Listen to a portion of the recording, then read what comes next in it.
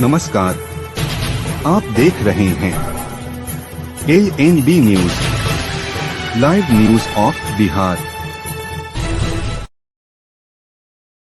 नमस्कार दोस्तों, आज प्राचीन नालंदा एक बार फिर चमक उठी। आज बिहार के राजगीर में नालंदा विश्वविद्यालय के दूसरे दीक्षांत समारोह में राष्ट्रपति श्रीमती द्रौपदी मुर्मू जी मुख्य अतिथि रहीं। उनके साथ विदेश मंत्री डॉक्टर एस जयशंकर और बिहार के राज्यपाल लेफ्टिनेंट जनरल सैयद अता हसनैन भी मौजूद रहे। राष्ट्रपति जी ने छात्रों को डिग्रियां प्रदान की, मेधावी छात्रों को स्वर्ण पदक सौंपे और नवनिर्मित 2000 सीट वाले सभागार विश्वविद्यालय का उद्घाटन किया। समारोह के बाद उन्होंने ग्रामीण प्रदर्शनी का अवलोकन किया और प्राचीन नालंदा महाविहार के ऐतिहासिक अवशेषों का दौरा किया। राष्ट्रपति जी ने कहा, नालंदा में ज्ञान हमेशा नैतिकता और मानव कल्याण से जुड़ा रहा है। यह पल बिहार और पूरे देश के लिए गौरव का विषय है। आपको यह खबर कैसी लगी? कमेंट में जरूर बताएं। लाइक, शेयर और सब्सक्राइब करना न भूलें। आइए सुनते हैं राष्ट्रपति जी ने क्या संदेश दिया। I am delighted to be among you all for participating in the convocation ceremony of Nalanda University. Today's ceremony is a reaffirmation of a civilizational promise, a promise that knowledge shall endure, that dialogue shall prevail, and that learning shall continue to serve humanity. I extend my heartfelt congratulations to all the graduating students. Your achievements are the result of perseverance, discipline, and intellectual commitment. I am pleased to learn that over half of the graduating cohort today promises international students from more than 30 countries. I acknowledge with appreciation the faculty of staff of the university and the families who have supported these young minds in their journey. The Government of India remains committed to supporting the growth of this institution. The Library of Ancient Nalanda is said to have contained millions of manuscripts. With that lofty benchmark as a reference, what we are building here today will be a lasting legacy. As India moves towards becoming a developed nation by 2047, institutions like Nalanda University will play a vital role. 5वीं शताब्दी में स्थापित प्राचीन नालंदा विश्वविद्यालय लगभग 8 शताब्दियों तक ज्ञान के एक महान केंद्र के रूप में प्रतिष्ठित रहा।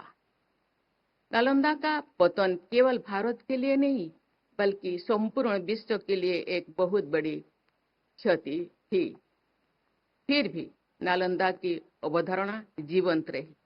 हमारे समय में इसका पुनरुद्धार उस गौरवशाली विरासत की आधुनिक परिवेश में पुनः स्थापित करने के लिए राष्ट्रीय और अंतर्राष्ट्रीय प्रतिबद्धता का प्रतीक है।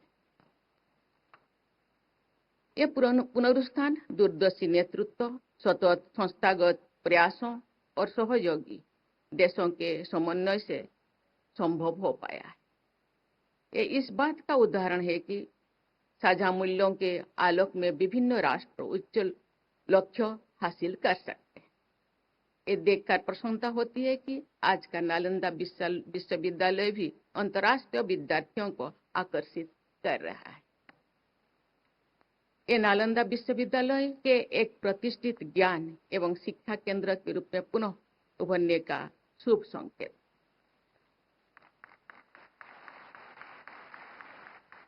नालंदा का मार्गदर्शक सिद्धांत ऋग्वेद के इस शासक मंत्र से निहित है।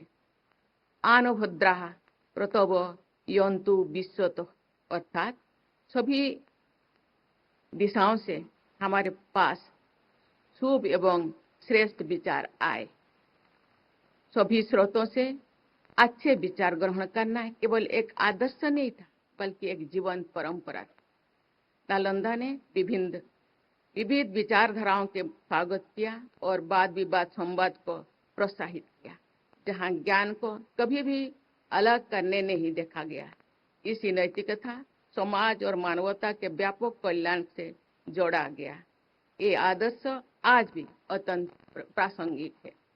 आज जब विश्व अनेक जटिल चुनौतियों का सामना कर रहा है, तो करुणा पर आधारित स्वतंत्र और विवेचनापूर्ण चिंतन की आवश्यकता पहले से अधिक है। I wish to say a few words about Buddhist studies because I believe this is a matter of deep importance for India and for Nalanda in particular. For close to 8 centuries, ancient Nalanda was the intellectual heart of Buddhist scholarship in Asia. Scholars from across the Asian continent came here to study, to debate, and to deepen their understanding of the Dhamma. Some of the finest minds in the history of Buddhist thought lived and worked on this soil. This is a heritage of extraordinary significance. I am happy to note that the university is well placed to build upon this legacy. India has a deep and living connection with Buddhist philosophy and practice. This connection must be nurtured with seriousness and with a comprehensive understanding of India's classical knowledge traditions. Buddhist scholarship must remain rooted in India's civilizational foundations while engaging with its diverse expressions across Asia. The Government of India remains committed to supporting the growth of this institution. The Library of Ancient Nalanda is said to have contained millions of manuscripts.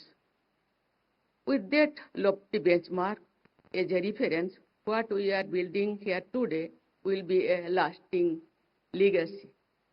As India moves towards becoming a developed nation by 2047, institutions like Nalanda University will play a vital role.